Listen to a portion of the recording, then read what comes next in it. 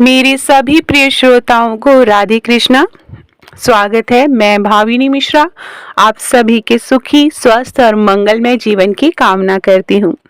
आज मोक्षदा एकादशी है। आप सभी को मोक्षदा एकादशी व्रत की बहुत बहुत शुभकामनाएं। आज हम श्रवण करेंगे मोक्षदा एकादशी की व्रत कथा। चलिए प्रेम से बोलेंगे ओम नमो भगवते वासुदेवाय। हर साल मार्गशीर्ष माह के शुक्ल पक्ष की एकादशी तिथि को मोक्षदा एकादशी का व्रत रखा जाता है। नारद पुराण के अनुसार भगवान विष्णु को मोक्षदा एकादशी का व्रत अत्यधिक प्रिय है। ऐसे में इस दिन भगवान विष्णु की विधिवत पूजा करने के साथ व्रत रखने से मोक्ष की प्राप्ति होती है, ऐसा माना जाता है। इसके साथ ही जीवन के हर एक संकट को दूर होने के साथ साथ सुख समृद्धि की भी प्राप्ति होती है। आज मोक्षदा एकादशी है और इस दिन श्री हरि की विधिवत पूजा करने के साथ साथ इस व्रत का पाठ करने पे का भी अवश्य करना चाहिए। आइए सुनते हैं मोक्षदा एकादशी की व्रत कथा। पौराणिक कथा के अनुसार चंपा नगरी में एक प्रतापी राजा वैखानस रहते थे, जो सभी वेदों के ज्ञानी थे। उनके प्रताप और अच्छे स्वभाव के कारण उनकी जनता हमेशा प्रसन्न रहती थी। एक दिन राजा ने सपने में देखा कि उनके पिता नरक में यातनाएं झेल रहे हैं। अपने इस सपने के बारे में उन्होंने अपनी पत्नी को बताया और कहा कि मैं यहाँ सुख से हूँ और मेरे पिता को इतना कष्ट है। इस पर राजा की पत्नी ने उन्हें आश्रम में जाने की सलाह दी। राजा जब आश्रम पहुंचे तो उन्होंने कई तपस्वियों को देखा। राजा ने ऋषियों से अपनी बात वहां मौजूद पर्वत मुनि को समझाई। राजा ने कहा कि पिता ने मुझको कहा कि हे पुत्र, मैं नरक में पड़ा हूँ, यहाँ से तुम मुझे मुक्ति कराओ।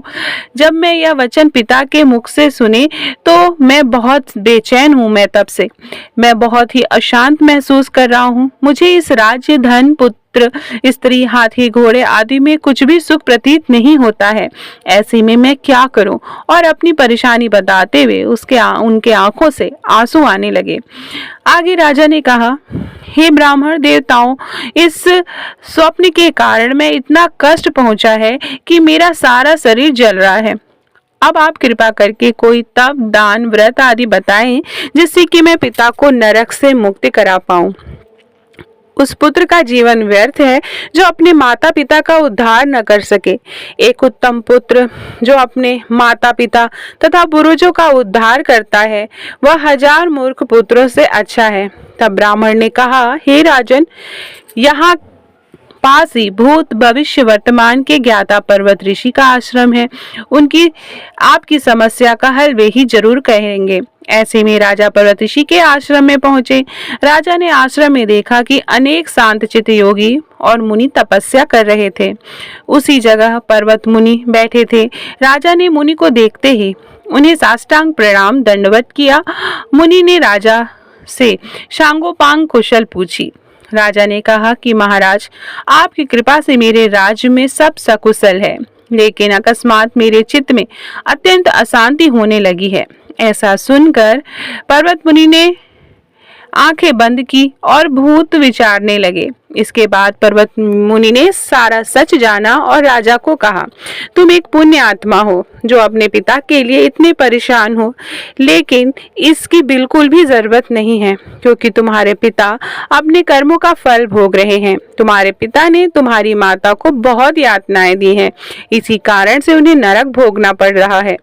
राजा ने मुनि से इस परेशानी का हल पूछा तो मुनि ने कहा, तुम्हें मोक्षदा एकादशी व्रत का पालन करना चाहिए और इससे पिता को फल समर्पित करना चाहिए।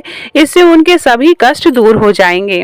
राजा ने इस विधि का पालन किया और उनके पिता के सभी बुरे कर्मों से मुक्त हो गए। स्वर्ग में जाते हुए वे राजा अपने पुत्र से कहा कि हे पुत्र, तेरा कल्याण हो। शास्त्रों के अनुसार मार्गशीर्ष माह के शुक्ल पक्ष की मोक्षदा एकादशी को जो व्रत करते हैं उन्हें हर तरह से उनके सारे पाप नष्ट हो जाते हैं। इसके साथ ही मोक्ष की प्राप्ति होती है। इस कथा को पढ़ने या सुनने से वाजपेयी यज्ञ के बराबर फल मिलता है। यह व्रत मोक्ष देने वाला तथा चिंतामणि के समान सब कामनाओं को पूर्ण करने वाला है। तो चलिए हम सब फिर से बोलेंगे प्रेम से, ओम नमो भगवते वासुदेवाय, ओम लक्ष्मी नारायण नमः। भगवान विष्णु हम सब पर अपनी कृपा बनाकर रखे, हम सबका कल्याण करें। जो भी यह कथा सुने उस सबका कल्याण हो। बहुत बहुत धन्यवाद ये वीडियो देखने के लिए। वीडियो पसंद आए तो, कथा पसंद आए तो कमेंट बॉक्स में राधे कृष्ण जरूर लिखिएगा। बहुत बहुत धन्यवाद।